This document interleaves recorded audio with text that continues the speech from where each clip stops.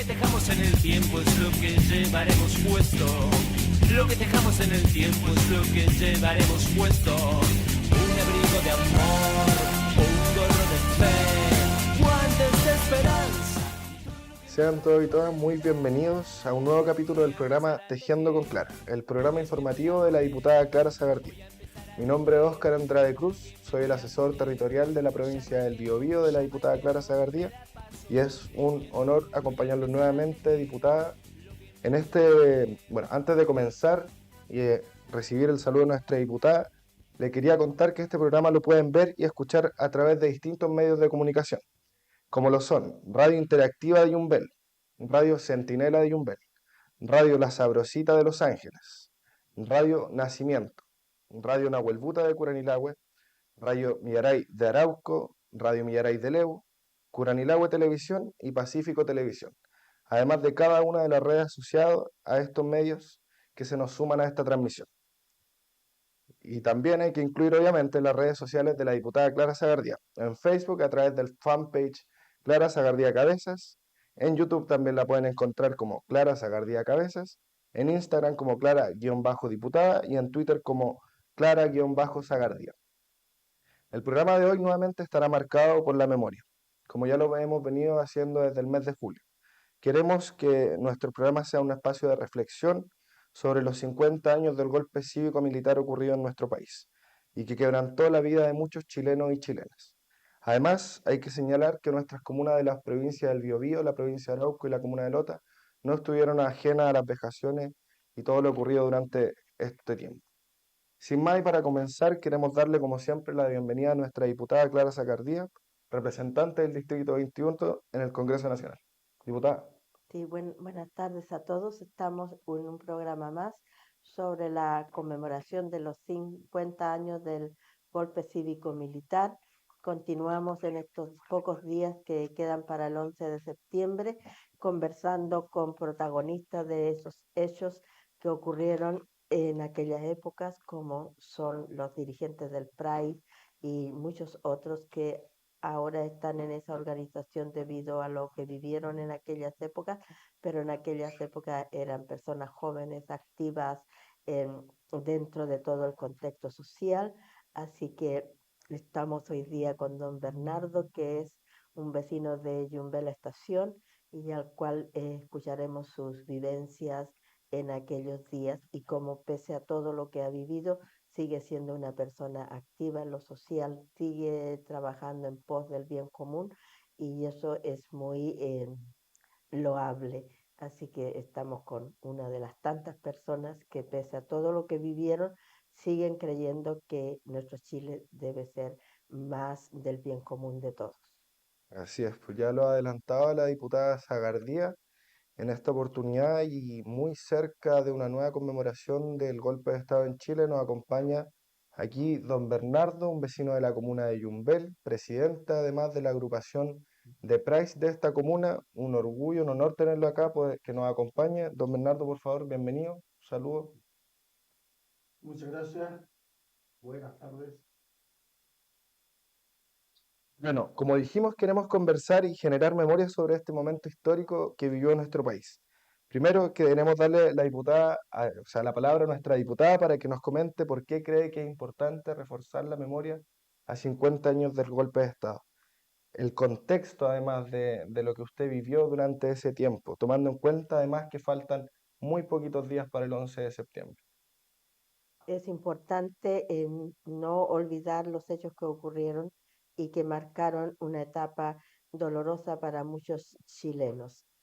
Ya en un programa anterior hablé de lo que viví y ahora hablaré de lo que tenemos por delante y lo que estamos viviendo en este momento. En este momento estamos viviendo una etapa de retroceso, de negación a lo que ocurrieron, que queriendo establecer que esos hechos no ocurrieron, cuando ese negacionismo revictimiza a todos los que vivieron mal en aquel tiempo. Lo hemos vivido en nuestros lugares de trabajo, lo vivimos en los medios de comunicación que hablan de culpando uno al otro. Yo creo que debemos hacer, como dijo en un programa anterior una vecina, debemos hacer cargo de conciencia, debemos confesar y perdonar. O sea, los que participaron en aquellos hechos deben confesar que lo hicieron y los que sufrieron esos vejámenes perdonar, que es la verdadera forma cristiana que tenemos como país.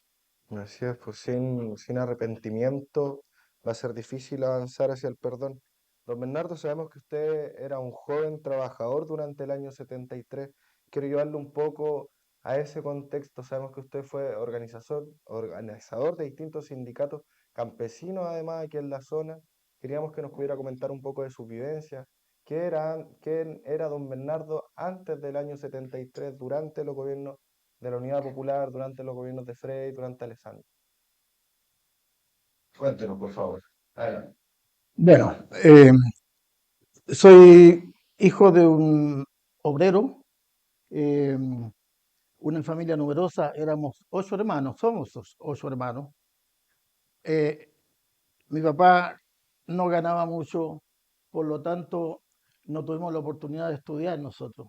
En estos años estudiamos hasta sexto año básico, preparatoria se llamaba, preparatoria.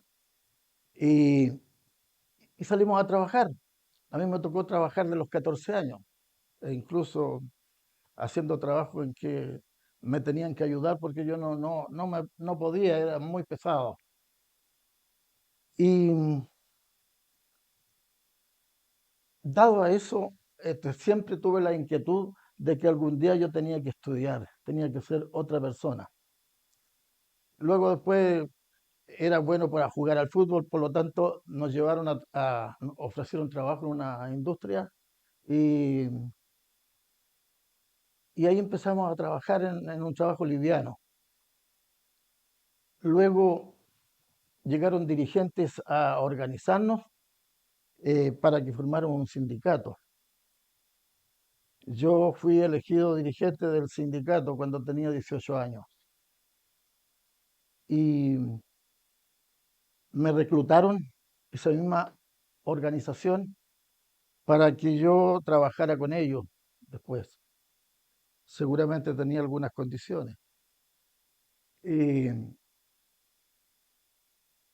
me, me contrataron en una organización que se llamaba Asociación Nacional de Organizaciones Campesinas, que estaba encargada, pero era con fondos, según se decía que llegaban de la Alianza para el Progreso y el arzobispado, aportaba para que los campesinos se organizaran y pudieran, organizados, reclamar algunos de sus derechos.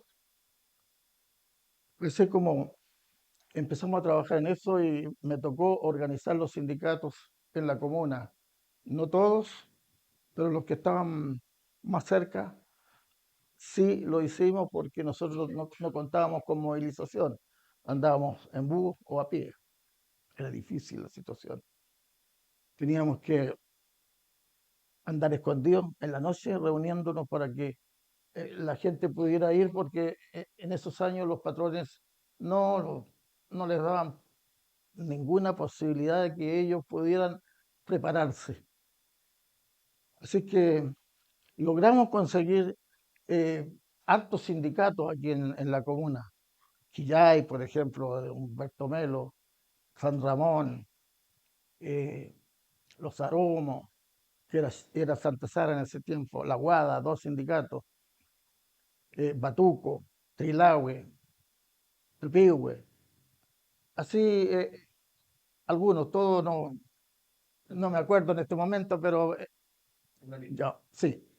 Dado a eso, nosotros se consiguió organizar el sindicato comunal, porque antes los sindicatos eran de 25 personas por fundo, solamente por fundo.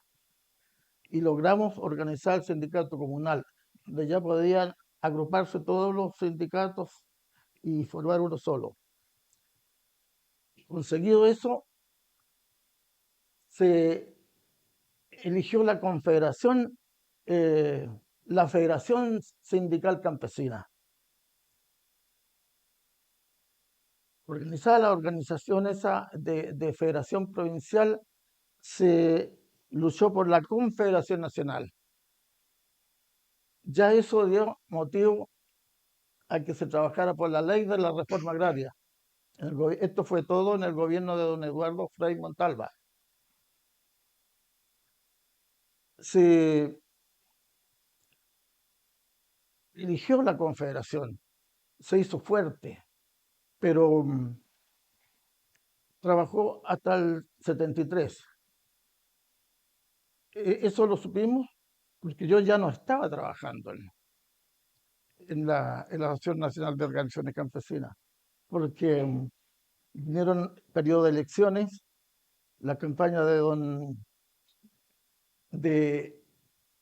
Jorge Alessandri, don Radomiro Tomic, parece que, ¿sí? Y don Salvador Allende. Entonces, a todo esto yo militaba en las Juventudes Socialistas y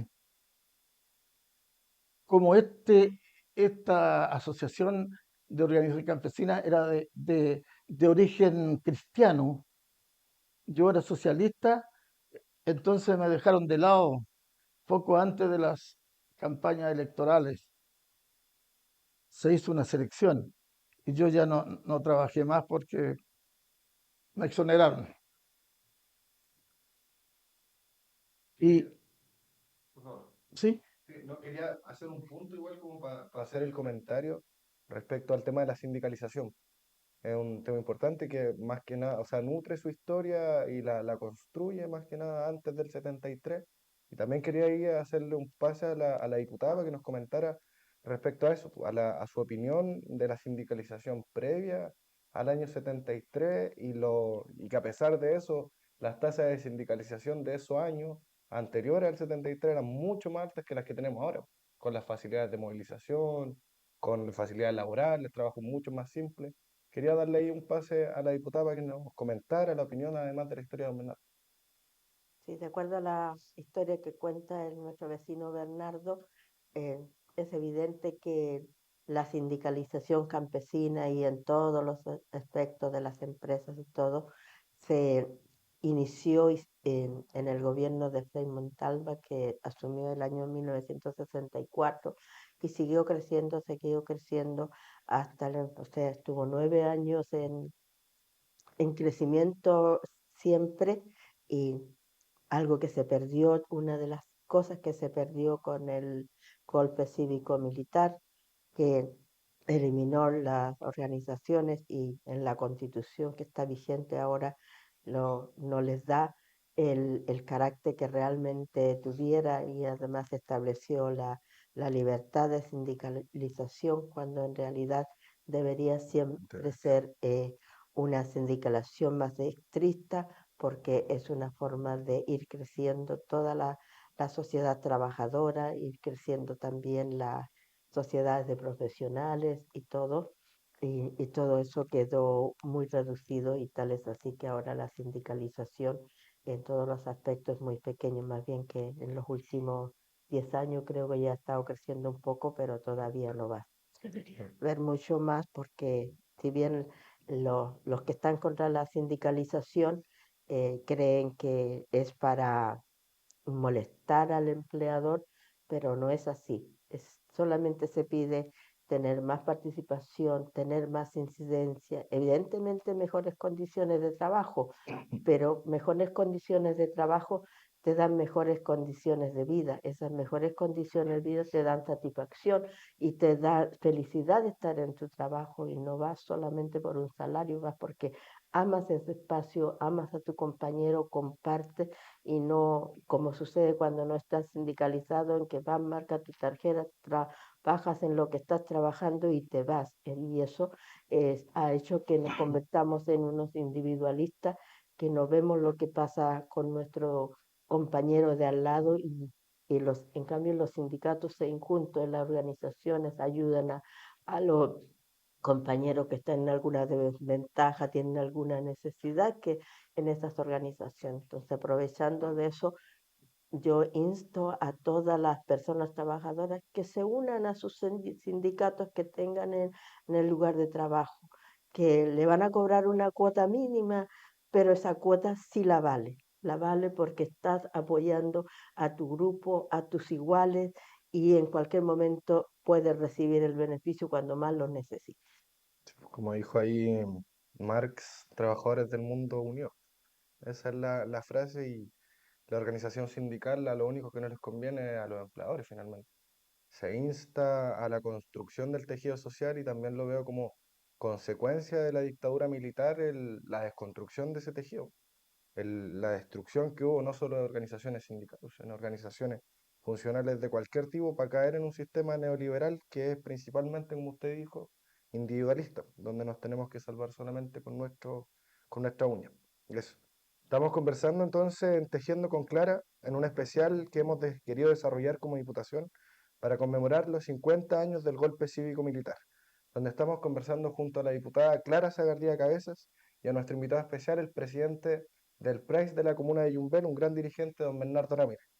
Adentrándonos sobre su historia, don Bernardo, sobre su vivencia durante este oscuro periodo para el país, queríamos saber cómo recuerda o qué recuerda de ese día exacto.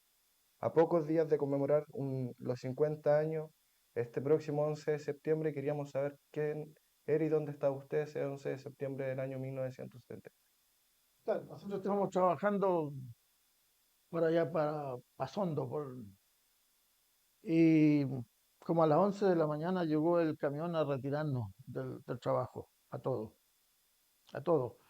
porque se cerró, no, ya nadie iba a trabajar. De esos días quedamos en la casa, nosotros, quedamos en la casa nomás.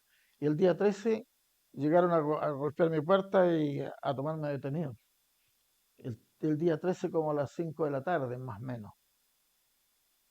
Eh, Me llevaron al retén Centinela de Yumbel Estación y ahí me encontré con que habían 8 personas más, hombres, todos conocidos, todos vecinos, y todos eh, teníamos harto en común, sí, andábamos en las campañas trabajando, nos encontramos ahí. A nosotros no nos trataron mal en el retén, que eran todos carabineros conocidos, así que por lo tanto a uno solo de los que andaba en ese momento que llegó ahí lo castigaron y fue porque en un llavero andaba trayendo una cortapluma como de 2 centímetros, como unos 4 centímetros, que era para limpiarse las uñas. Y el carabinero le dijo que por eso él podía matar a alguien con eso y así que lo castigaron. Esa fue la primera vivencia que tuvimos con relación a la detención. Nosotros estuvimos ahí en un calabozo hasta las 11 de la noche.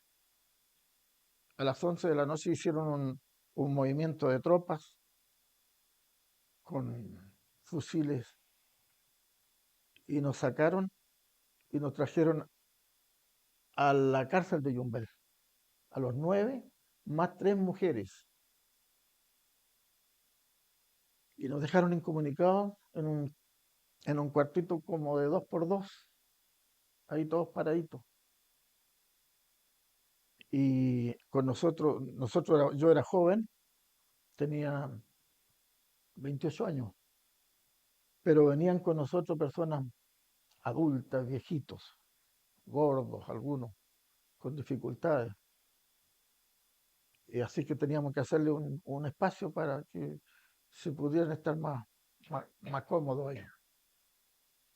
Sí, nos tuvieron ahí hasta las 6 de la tarde del día siguiente en ese cuartucho.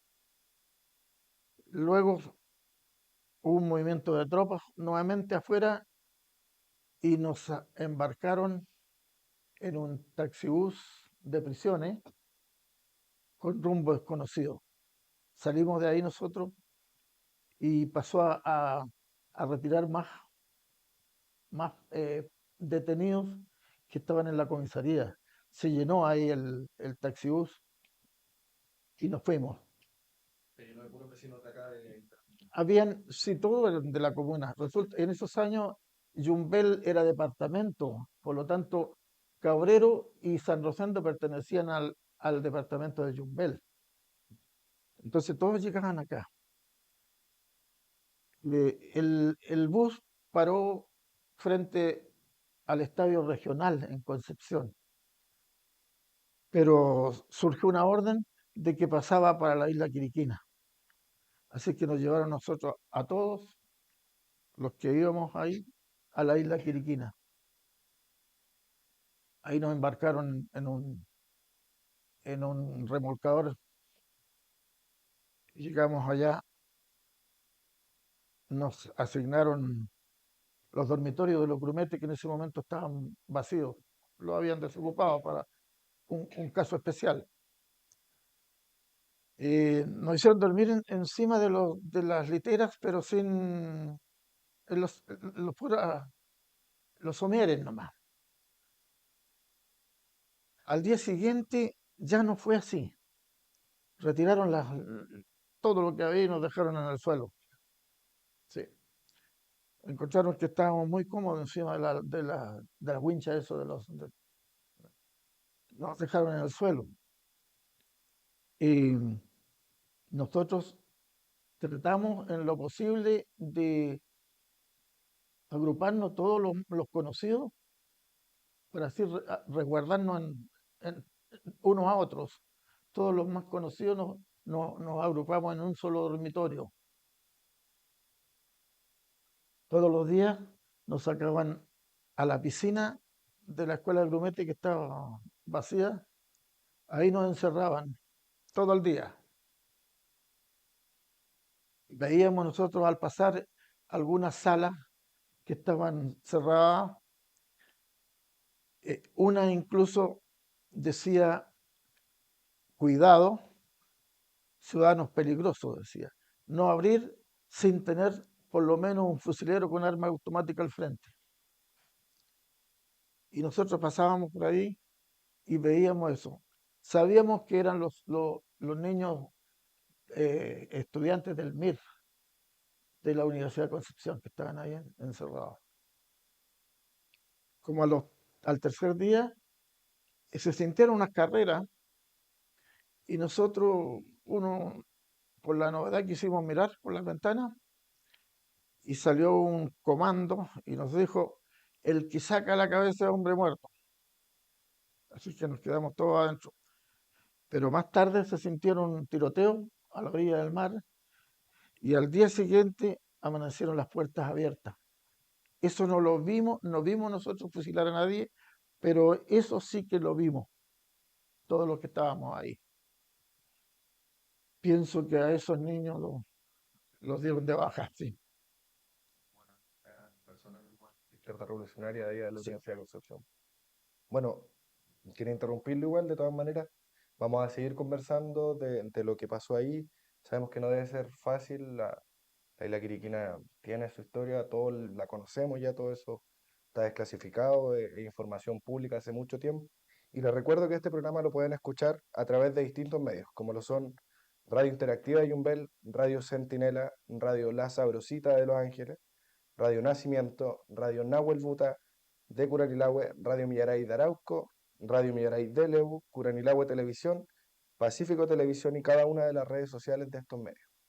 Además, también por las redes sociales de la diputada, en Facebook a través del fanpage Clara Sagardía Cabezas, en YouTube también como Clara Sagardía Cabezas, en Instagram como Clara-diputada y finalmente en Twitter como Clara-Sagardía. Haremos una pequeña pausa en el programa y ya regresamos para seguir conversando sobre este especial donde estamos hablando de los 50 años del golpe militar en el país. Soy madre de Alfredo Roja Castañeda, detenido y desaparecido el 4 de marzo de 1975. Soy hermana de Nicomedes II Toro Bravo. Soy esposa de Enrique Cosío hermana de Newton Morales Saavedra, Silva Bustos, detenido. Soy madre de Manuel Jesús Isidro Miguel Ángel detenida y desaparecida el 27. Soy hermana de Ruperto Torres Aravena, detenido y desaparecido desde el 13 de octubre de 1973.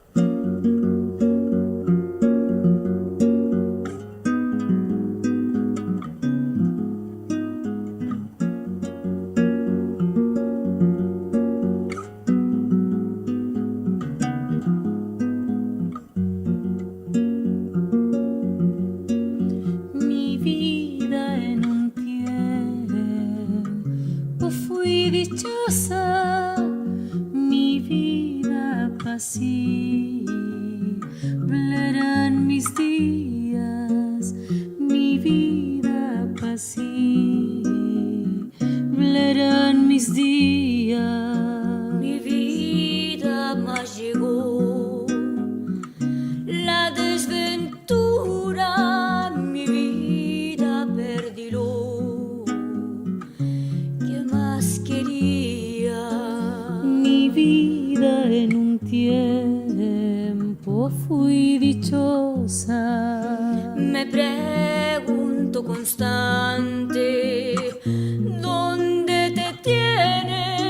Y nadie me responde, y tú no vienes. Tous les jours je me demande où ils ont mis ton corps. Y tú no vienes, sí, largas la ausencia. Je demande au monde entier d'avoir conscience. Sin ti, prenda querida, triste es la vida.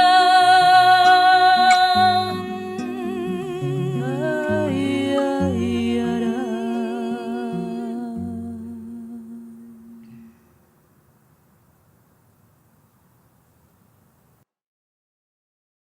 Estamos de regreso en el último bloque de nuestro programa Tejiendo con Clara, el programa de la diputada Clara Zagardía Cabezas del Distrito 21, donde en esta oportunidad estamos conversando con la diputada y el presidente del PRAIS de la comuna de Yumbel, don Bernardo Ramírez. Diputada, acabamos de escuchar la historia bien conmovedora, bien fuerte de la vivencia de don Bernardo. Quería partir este segundo bloque dándole la palabra a usted. Quería saber su opinión, que nos pudiese comentar un poco de lo que acabamos de escuchar. Ese muy, me interpreta muchas de sus relatos, sobre todo de su educación, porque yo también fui alguien que estudió en el Liceo de Hombres de Yumbel, que es después que ahora es el Saldes, y también lo hice a partir del año 70, y yo salí el año 76 y el año 75, y el 76 ingresé a la universidad, y como don Bernardo tampoco pude continuar, pero no fue por razones económicas, y en cierto modo sí, pero en principio fue por enfermedad y después por razones económicas no pude continuar y me fui del país y allá continué mis estudios. En esa historia que él la da es verídica porque yo la he escuchado de muchas personas que estuvieron en la isla Quiriquina, que nosotros también recordamos que estuvieron por lo menos unos 3 o 4 meses, que era septiembre.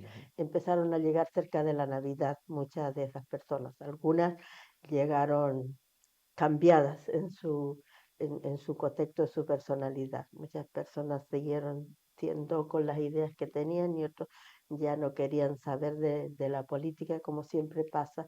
Seguramente personas que no tienen la convicción de la política o están en aprendizaje, y esos aprendizajes son muy violentos y no les permiten continuar en esa idea, sino que la cambian. Y es una vivencia que vivieron muchos yumbelinos, y como también dijo Bernardo, eh, evidentemente era otra la división política de nuestro país, y Yumbel tenía una gran relevancia, hasta gobernador tenía la gobernación, había servicios públicos, casi todos los servicios públicos había una oficina. De hecho, creo que en esos años, en el año 60 y tantos, se inaugura el edificio de públicos que tiene su nombre, pero ahora es casi una mínima parte de lo que fue en los años 70. Y eso es lo que puedo decir, que es una vivencia que vivieron muchos yumbelinos, y también los quería que, como don Bernardo, no olviden, cuenten, conversen, y sería muy bonito que en estos 50 años nos pudiéramos encontrar y compartir nuestros traumas, y de esa manera ir sanando nuestras heridas. Así es, muchos yumbelinos, muchos cabrerinos, muchos en realidad de todas las comunas de nuestro país. Don Bernardo, yo ahora quería hacerle la pregunta a usted. Quería volver nuevamente a los días posteriores al golpe de Estado, posterior incluso a su detención. en la isla Quiriquinas, que supimos, sabemos todos, fue centro de tortura, de detención y, por qué no decirlo, campo de concentración durante la dictadura militar. Usted en esos tiempos era padre de familia. ¿Cómo fue el contexto familiar de su detención cuando volvió, los años posteriores? Por favor. Bueno, yo estuve 3 meses en la isla Quiriquina. Em, Cuando llegué a mi casa, mi hijo que tenía 5 años se fue encima mío queriéndome agredir, pensando que yo lo había abandonado. Difícil, muy difícil. Casi nunca yo contaba estas cosas. Pero la vida, eh, de alguna manera uno saca fuerzas para poder seguir batallando y trabajando. Y mi señora, ella era funcionaria del servicio de salud. Gracias a eso, no se nos hizo tan difícil, no pasamos hambre. Ella pechugó y me apoyó en todo. Yo trabajaba en lo que fuera, como decía yo, en el PEN y en el POG, eh, haciendo cualquier pololo por ahí. Y empecé a trabajar en la construcción y me fui a Santiago a trabajar en la construcción. Allá se me dio la posibilidad de hacer, como tenía yo las ganas de seguir estudiando, me matriculé en un instituto que se llamaba la Corporación Toesca para el Desarrollo de la Arquitectura, dependiente de la Facultad de Arquitectura y Urbanismo de la Universidad de Chile. Después de 2 años y medio, yo egresé como técnico en edificación. Y eso me permitió a mí después ya alivianar la carga. Encontré trabajo en empresas, eh, en faenas industriales. Trabajé en la Ciudad Copper. Nunca trabajé aquí en Yumbel después. El común denominador de la gente quedó exiliada de los trabajos, eran apartados incluso de las oportunidades laborales, costó muchos años que ellos volvieran a tener como la oportunidad laboral antes del 73. Claro, y después que uno volvió, como que costó acostumbrarse al nuevo sistema de vida. Porque antes, yo fui presidente del centro de alumnos del Liceo Nocturno. Fui director de la segunda compañía de bomberos de Yumbel Estación. Era presidente de un club deportivo. Era dirigente nacional de los trabajadores del Ministerio de Obras Públicas. Entonces tenía mucha actividad. Y después ya me daba vuelta, pasó harto tiempo, me daba vuelta por ahí nomás. Entonces como que echaba de menos eso uno. Las reuniones, y yo formaba los cuadros políticos del partido. Yo a todo esto, yo en el gobierno de Salvador Allende, yo ya no trabajaba con los socialistas, me integré a trabajar con los del MAPU, porque yo era joven y vi que los socialistas habían tomado un rumbo diferente y a uno le gustaba más la actividad, ir a la lucha. Al- Entonces por eso trabajé con los del MAP. Igual pasó con Miguel Enrique, que desde el Partido Socialista fundó también lo que comenzamos del Movimiento Izquierda Revolucionaria ahí en la Universidad de Concepción. Diputada, también quería hacerle el paso a usted, algún comentario. Que las vivencias de Bernardo son las vivencias de muchos chilenos que fueron prácticamente desconocidos después de haber sido vecinos honorables, respetados, fueron vistos como personas inapropiadas, de las cuales se cuchucheaba por debajo, se decían solamente por eh, tener una idea política y eso se siguió viendo, eh, y que hizo que muchos hogares tuvieran que separarse, si no emocionalmente, pero físicamente. En el caso de Bernardo, eh, seguramente no le faltó comida a sus hijos, pero le faltó la presencia del padre, de encontrarse con él, ya que él estaba buscando mejor vida para toda la familia, pero los niños no dicen eso. Los niños dicen, no, prefiero no tener comida, pero quisiera haber tenido a mi padre junto a mí, y eso lo vivieron muchas personas. Creo que todavía lo estamos viviendo con el sistema que se creó bajo el contexto del liberalismo que nos rodea en este momento, que vemos todo lo que es material, pero no lo que estamos perdiendo en emocionalidad, en encuentro, en conversación, porque los padres, las madres tienen que trabajar, llegan en altas horas de la noche, no pueden encontrarse con los hijos, no pueden darle educación, y es la razón por la que vemos muchas familias disgregadas y y eso son consecuencias de aquellos hechos que ocurrieron hace 50 años y que va a ser muy difícil recomponer al 100%, sino que pasarán muchas más generaciones, quizás que demos vuelta a la página, que lo veo muy difícil. A 50 años del golpe es difícil dar vuelta a la página. Hasta que no encontremos al último desaparecido, probablemente no se tenga que dar vuelta a la página. Para justicia hay que tiene que haber verdad y reparación. Antes de dejar los micrófonos, ya que lamentablemente estamos llegando al final del programa, antes de dejar los micrófonos a la diputada, quería, por favor, don Bernardo, unas últimas palabras a la audiencia.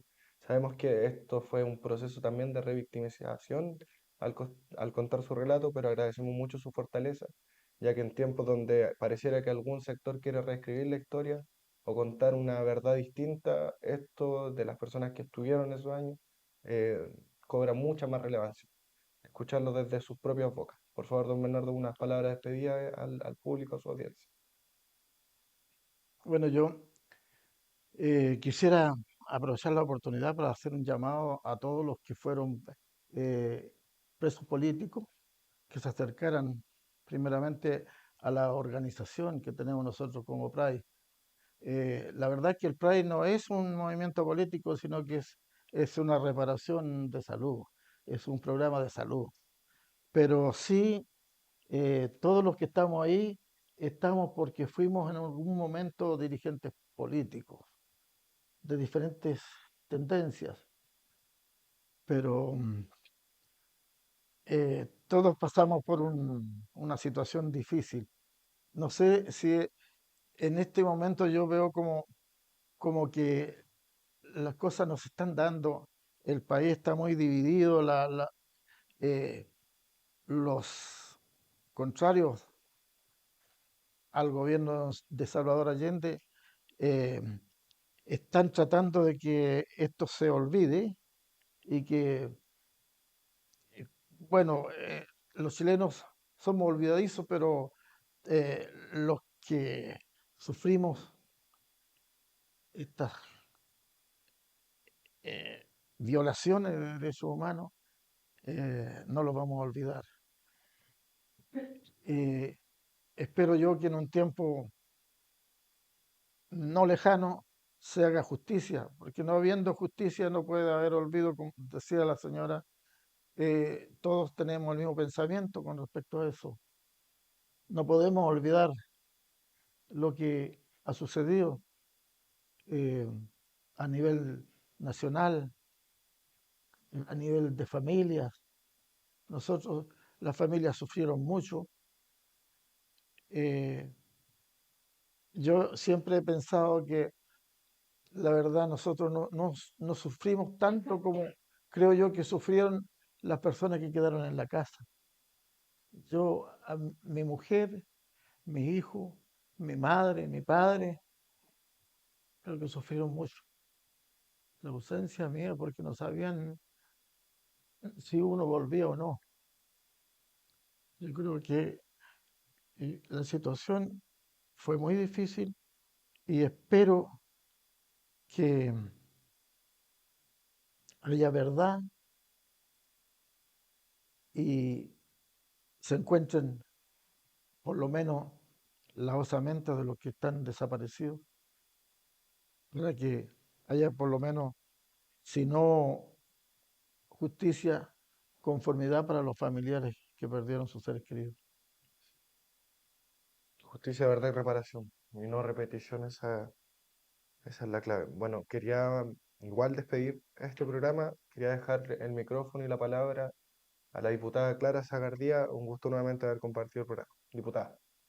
Sí, a pocos días que queda para celebrar los 50, celebrar, no es celebrar, conmemorar los 50 años del golpe cívico-militar, yo quiero decirle a las familias, sobre todo a las organizaciones del PRAI, que se dedican a la salud no solamente física, sino la salud mental. Y tengo entendido que en esa organización no solamente se encuentran las personas que sufrieron detención, sino también sus familias. Como dijo aquí Bernardo, más que lo que sufrí yo, sufrió toda mi familia, la directa y la más grande y también la indirecta, y eso sucedió. Entonces lo que me queda es decir, sigan encontrándose aquí en nuestra sede u oficina de Diputación. Hay un espacio para que las personas que se quieran reencontrar y quieran recordar y sanar esa vivencia, porque hablando a veces se sana, y no seguirse carcomiendo con el dolor hacia adentro.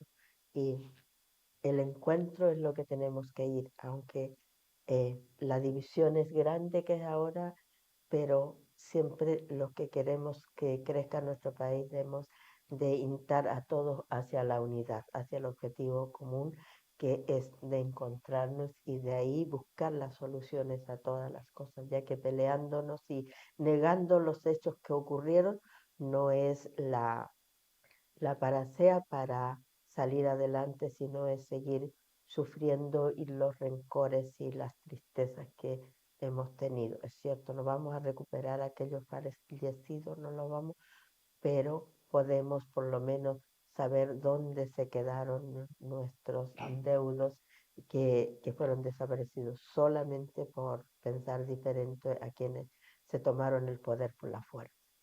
Así que seguimos con este programa y vamos a seguir conversando con los vecinos, y en los programas más adelante vamos a estar hablando del trabajo legislativo y de muchos temas más que son contingentes a nuestro distrito 21 de las 14 comunas de la provincia Biobío, las 7 comunas de la provincia de Arauco y Lotas. Así que les invitamos a escucharse, a conversar y a no tener miedo, ya que el miedo nos paraliza. Uno debe tener temor, pero nunca miedo. El temor nos hace ser cautos, pero el miedo nos paraliza. Así que no tener miedo de hablar, no tener miedo de decir la verdad y no tener miedo de desahogar. Eso es lo que puedo decir. Y nos vemos en una próxima oportunidad. Demoler mi pena al viento, abro el ojo y su mirar y contengo el descontento.